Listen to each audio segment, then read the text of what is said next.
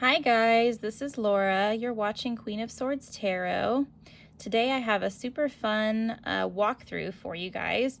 I have the Lunalapin Tarot or the Moon Rabbit Tarot. I ordered this deck from Tevada. It's a company in Thailand, and I never really ordered any decks from them before, so I was like a little bit nervous or skeptical. Especially since I wasn't sure if that's like was the origin of this deck, like if it was authentic. And there's a lot of sort of knockoffs of this particular deck going around, but regardless, I ordered it and I was super happy with it. It's got its little certificate of authenticity and it's definitely the right one. And oh my gosh, it's a super cute deck. I love it. I think you guys will be very pleasantly surprised. It comes in a nice two-piece, like, sturdy box. Nothing special on the inside. But here's its little certificate, so you know it's legit. Very nice. It did come with a guidebook, but in my normal fashion, I like immediately lost it as soon as I pulled it out. But what I will tell you is that it was pretty useless, to be honest. Like, no shade on the company or the creator, but it wasn't really very like helpful. It was translated from Thai, and it wasn't translated like the best. So, yeah, here's the information about the deck. It was, yeah, so it was translated, and I read through, a few of the cards. And it was, it was like kind of like a little white book type deal. So it was super basic, and the translation was definitely not the greatest. So I probably wouldn't have used it anyway. So, but it was, it was made pretty well. So, anyways, so if you buy this deck, you'll definitely get a guidebook. But apologies, I can't show it to you. So here's the backs. Very nice. So first things first, we'll talk about the cardstock so we can get into the cute bunnies. In terms of thickness, sorry, I should have an RWS to kind of show, but you guys can kind of tell. It's pretty similar thickness. Usually like an RWS is almost to my first knuckle here. So it's about the same. And in terms of flexibility of the cardstock, it's actually got quite some flexibility, and I can tell by the way it shuffles. I've used it like maybe once or twice, and then I reset the deck for this, and it shuffles super easily. In terms of how it feels, it does have, like, unfortunately, kind of that rose petal finish. It's not super bad. Like, I know some of the Blue Angel decks have like an extreme rose petal finish where you can barely shuffle them, but this one is like kind of halfway there, I would say. So when you shuffle it, I'll shuffle it at the end and show you guys, but when you shuffle it, I call it like the riffle and bridge pause. Like, you riffle it, you bridge it, and then it kind of, like, when you're trying to bridge it, it pauses halfway through because it can't quite get the cards together. So I'll show you. But first things first, we'll do a little walkthrough here. Let me get you closer in. All right. So here's our Fool. These cards remind me so much of like the bunnykin type. You know how you can get the Chinaware with bunnykins? It looks so much like that. Just super, super cute. So there's our Fool. Off on his journey. So cute. Like, take a shot every time you hear me say super cute, because it's gonna happen a lot. All right. And I mean, obviously, it's an RWS clone, so everything kind of stays true to that. You've got all your little key points that'll point you in that direction. Our magician's got all his elements, and they even kept the as above, so below type gestures, which I love. Only they cutified it. Okay. And here's our High Priestess. And I think what I kind of like about this deck too is, because I'm not super into having a bunch of RWS clones, is because, how many do you really need? I suppose unless you collect those, because at least me personally, if I'm going to use an RWS, I usually use the original. I'm not, you know, looking to have like 10 different clones to choose from, but everyone's different. But the thing that I, you know, like about this one, what made me get it, is one, Bunny's cute, hello, but also they kind of distilled down the imagery and the symbolism of RWS to just what you need, you know, for the intuitive hits that you kind of reminds you of what you need to pull from the cards. Like here, you definitely get all the Aries energy, the ram, the like, if you could make a bunny look sort of in his power, he does, he definitely does. Sorry, I'm gonna like baby talk the bunnies all the way through. I love bunnies so much. Obviously, right, I bought this deck. All right, here's our Hierophant. Like he's still got his supplicants, his keys, everything you need. Here's our Lovers.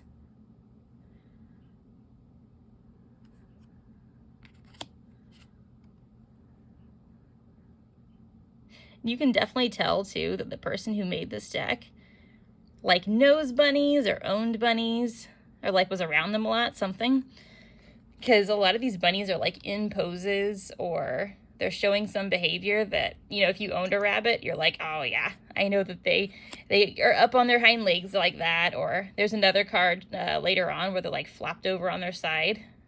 And, you know, bunnies when they're super relaxed do that. So it reminds me of when I used to have a rabbit.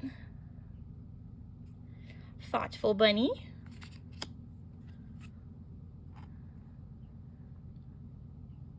I feel like with this card, I mean, I like it, it's cute, but there's something not quite right with it. Like the Wheel of Fortune is not pictured correctly. Correct me if I'm wrong, like mention it in the comments, but I think they could have done a better job on this, accuracy-wise. But I'm not conjuring up probably what I need to conjure up in my mind of the original card, but just, yeah, remind me. Okay, here's our Justice. Nice, they still got the scales, all that good stuff. And here's our Hanged Man, or Hanged Rabbit. And I like they got his little paw going the right direction, at least for RWS. I think Toth goes the other way. All right. I was so curious when I ordered this deck, like how they were going to make a bunny look kind of imposing for death, but I like how they did it.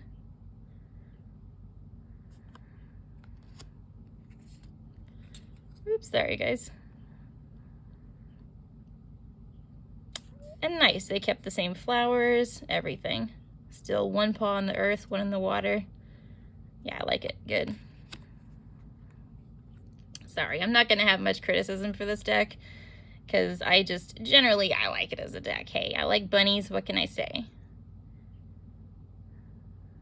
I also, yeah, so the flames and everything, I like, because it's, I don't know, it's a different way of kind of representing it, and they still conveyed that whole sense of being bonded. Yeah.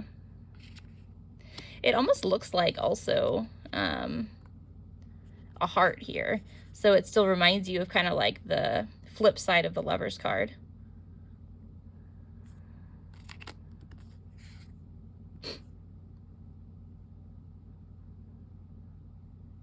Yeah, I like this for a tower too, because it's like the falling bunnies. Everything's on fire up here, and the bunnies that are on fire are about to fall into the water below. So all the pain they're feeling from their tower moment is going to be quenched and put out in the water below. So, you know, the pain isn't going to last forever from this tower moment. Yeah, I like that.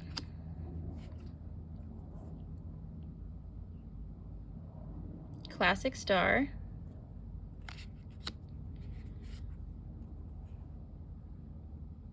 I like how they framed the bunny. It looks nice.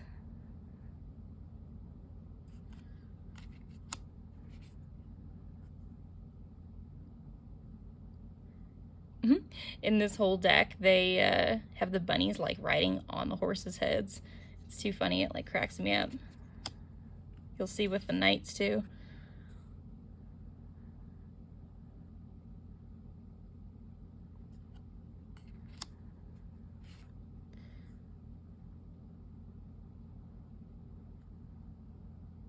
I feel like this is kind of similar to the Wheel of Fortune, and that they could have done a little bit more.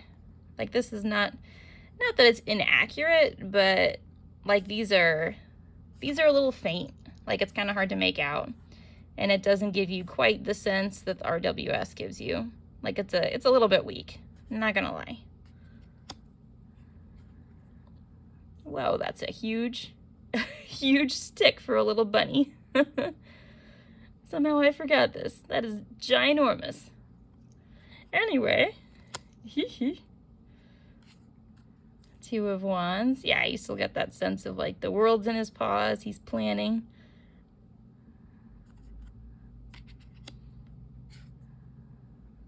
Nice. Oh, his little powder puff.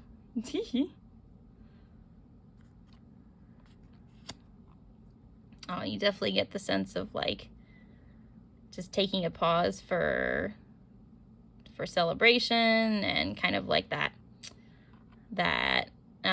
you've reached a landmark in life. You're able to take a break for a little bit of communion. Cute. I like that. It's so funny because, like, you know it's supposed to be conflict, but you're looking at the bunnies' faces and none of them actually look like that confrontational. I mean, how confrontational can you make a bunny?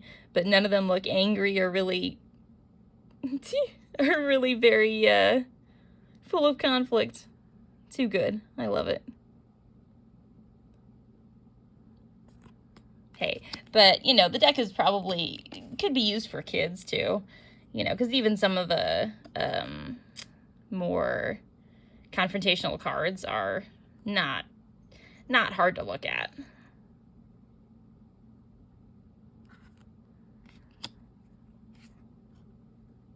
This is like the Karate Kid bunny. Too good.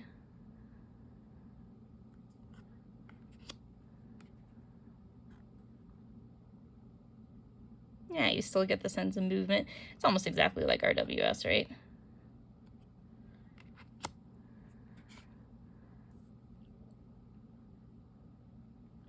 That's very much a bunny that's been through some stuff, wounded, still standing. I think also, like, maybe if you know, love bunnies or identify with them, like I definitely do, when you look at them in the tarot system, you can empathize with them quite a bit. Or like when you see them in these situations and these archetypes, you can, you know, easily get into that moment, because the cuteness factor kind of pulls at your heartstrings and then gets you even more into that moment. I think that's why I'm drawn to kind of cute decks. It kind of emotionally pulls you into that reading.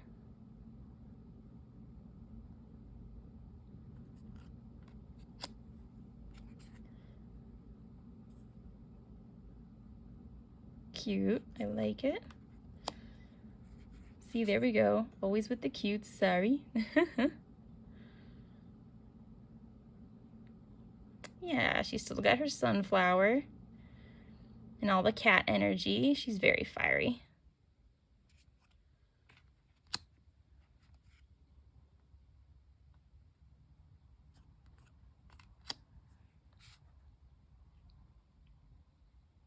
The aces just have like these huge wands and swords. They're a little unwieldy.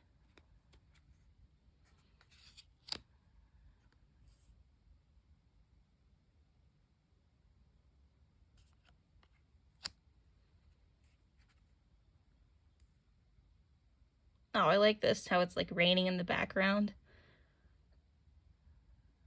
You definitely get a sense of the, there's also only one way to read this card, for, you know, because sometimes there's two ways you can look at it, right? But this is definitely only the heartbreak you get off that one, which is okay, I guess. Just depends on how you read it.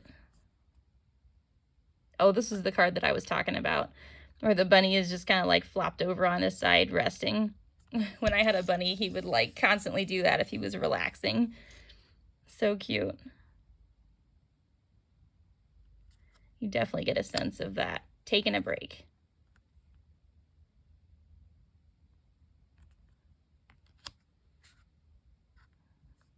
Now this card, I wonder why they made the choice they did to kind of make the water choppy on both sides. Because in the original, it's, you know, calm on one side, choppy on the other. So this looks like you're, you know, have tons of emotional turmoil, sort of, you know, I guess everywhere. Like it's not split, symbolically or otherwise. So I wonder if that was a conscious choice. I'm sure it was, and why they did that. And I remember specifically looking at the guidebook when I was just kind of flipping through the first time, and it, you know, wasn't addressed at all. Anyway.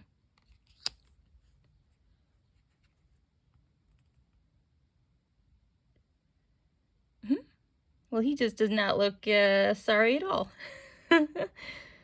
But he's not looking back to get the other two swords either, so I guess that says something. I like this one a lot because he's, the swords aren't even surrounding him. He could definitely just hop away if he so chose.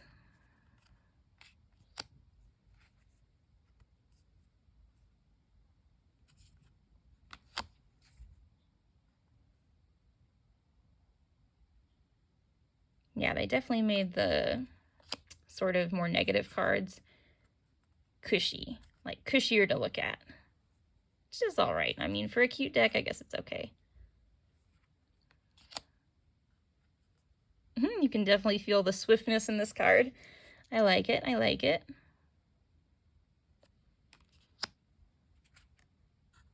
There's my Queen of Swords. Looks good. Looks like a badass bunny. Oh, he's a chunky bunny. Oh my goodness. I love it. It's my favorite kind of fluffy bunny.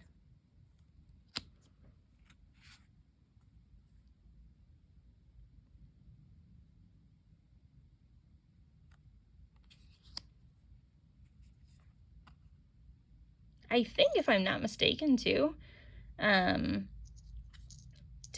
is the one, at least last time I looked on their website, they were selling the Chubby Bun Tarot, which, of course, like a weak person, I bought. But I didn't buy it off that website. I think I got it off like Amazon or something. So I think, though, that they are the original seller of that deck. They kind of just generally sell super cute decks. Like they have like the Teddy Bear Tarot and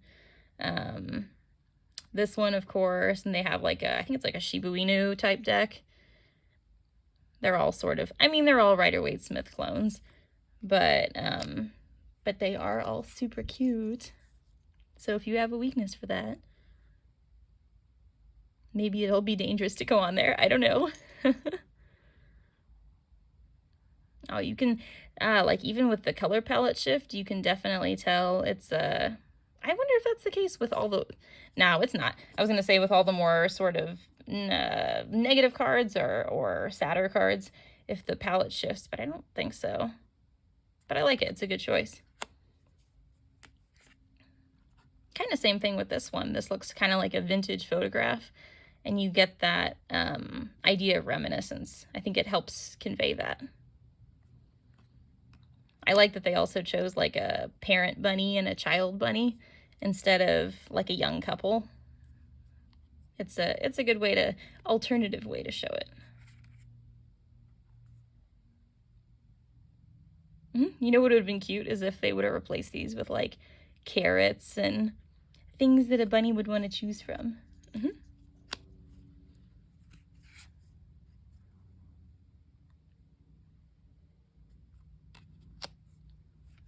Oh my gosh, this is like my favorite card in the deck.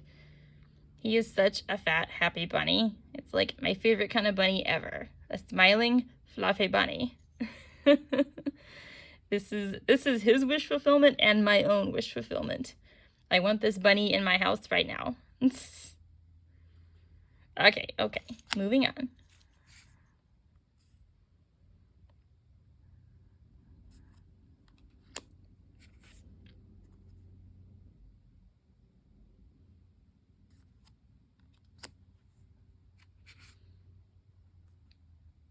This you can definitely feel like for a Knight of Cups. I always get the sense of kind of this charming, emotionally soft type feel for that archetype. And I feel like this, particularly of the knights in this deck, really it comes across in that manner. He's just he's a charming bunny. What can I say? If he was a person, I would probably like him. And she reminds me, I'd have to look back at the card, but she reminds me of the High Priestess. So I think that was a good choice. I think usually in RWS, isn't she faced that way? Yeah, I believe she is. But she's facing towards us. I don't know if that was like a conscious choice, but I do like that she's still looking into the cup. The chair is, you know, similar. It would be nice if she was touching the water somehow. Because, you know, the symbolism is important, but it's okay.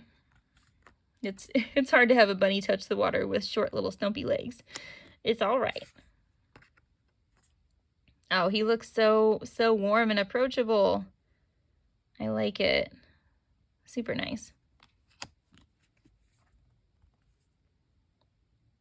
I guess this is what I mean about, as an RWS clone, why I like this deck, in that it has, you know, it is a clone, but it boils down the symbolism to at least what I consider to be a lot of the, or a few of the most important ones, like the archway is definitely one that always catches my attention in the RWS. And I think I like that kind of simplified style beyond the cute bunnies, you know, but just that super simplified but still RWS style of this deck. It makes reading kind of a pleasure. I think the pentacles I particularly like in this deck. They're pretty well done.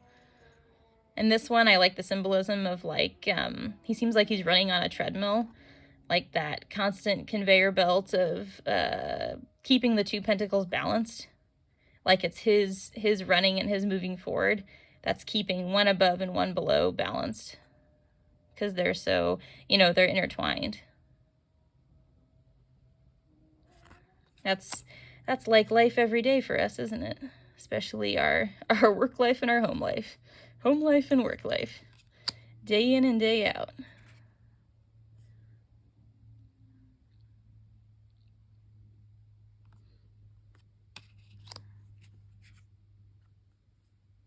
You can definitely get the sense he's like, don't come near my pentacles. These are mine. Go away. He looks very protective.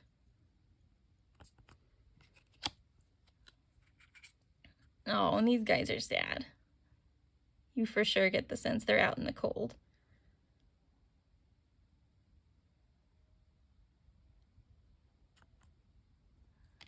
Although I do kind of wish it was like you could read it a little bit past that meaning, but it's okay. It's got bunnies. It's okay. No, I'm kidding. It's a little bit one-dimensional, but it's all right. Yeah, you definitely get the sense of the reciprocity and the give and take. Excuse me.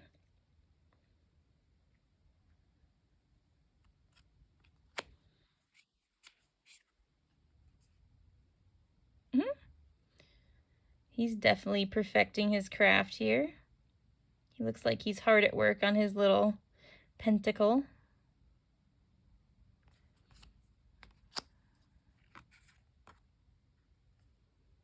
I love the expressions of the bunnies in this deck.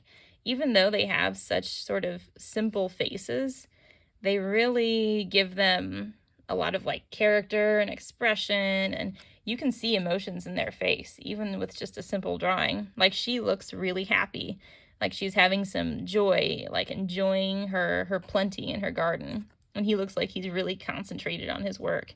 Like, he's not paying attention to anything else. I'm working. Yeah, so, I don't know. I think that's what gives this deck some charm. And why it makes it kind of an easy reader beyond just being an RWS clone.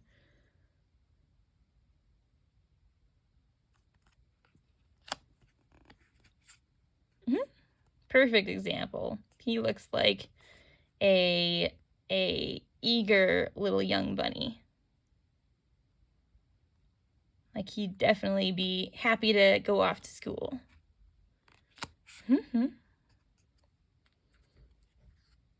You know what this reminds me of is like Pip from Great Expectations. I don't know, that was a really random association, but he just seems like a very like eager young bunny, you know. Very, very cute. I love it.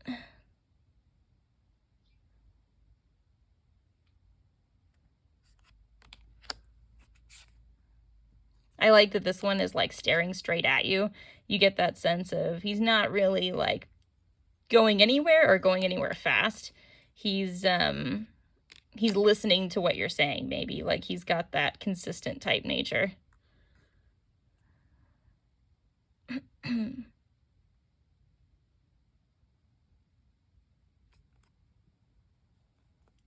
Both the court cards are nice in that they're really, they made an effort to make them look really naturey and, you know, kind of grounded and rooted in the forest. I love their little leaf crowns. Yeah, super nice. They look also really kind of, you know, peaceful. Oh, so it came with, let's see, 1, 2, 3, 4. Oh, that's the title card. 4 extra cards. So, you know, you keep them in the deck if you want or not. And I remember, I think in the guidebook, it didn't really have like a meaning for them. It's just kind of your own association. So here's our one, Moonlight. And then Sunrise. They're super, super pretty. I like them. I'll probably keep them in the deck. Milky Way. I love Milky Way because you can see like each star is a little bunny. It's awesome. I'm easily amused. What can I say? And then the 3 hairs. It's almost like the 3 muses. Okay, this is just the title card. So put that over there. Now, let me give this a shuffle for you guys so you can see how it looks. Yeah, let me zoom you guys out just a wee bit. All right. I actually found this reading cloth in a bookstore right after I got the deck. I'm like, this is so perfect. I've got to use it. Oh, well, you know what? See, it had a little bit of a, you know, difficult time bridging together that time, but usually it's like a major pause where I have to like force the deck back together. And that's just because of, you guys know, that rose petal finish. Here, we'll do it one more time. Yeah, so not too bad. I think probably because I've shuffled it a few times, it's starting to break in. But otherwise, in terms of riffling it, it's a joy. Just the bridge back together is a little bit meh. But otherwise, sorry, I just love shuffling cards. And see, which goes to show these cards aren't too bad because, you know, when cards are difficult, you're like, ugh, oh God, here we go, shuffling again. But yeah, overhand is, it's not, so I think maybe it must be a little bit thicker than your standard RWS because overhand is like, I have really, really long fingers. I'm like I play piano and my hand reaches an octave and 2 notes. So I can always tell if a deck is like a little bit thicker or bigger because if I have issues like holding it around, then everyone will. So overhand is it's not bad. It's good. All right, guys. So that was the Lunalapin. I love it. I think it's super adorable. I'm going to use it all the time. I've been using it for kind of like morning daily draws, a few readings here or there. I'm going to like go into more of a deep dive with it later. And if you plan on getting this deck or you have it, let me know what you think of it, if you're gonna get it, and leave me a comment. All right, guys, I'll see you next time. Thanks. Bye.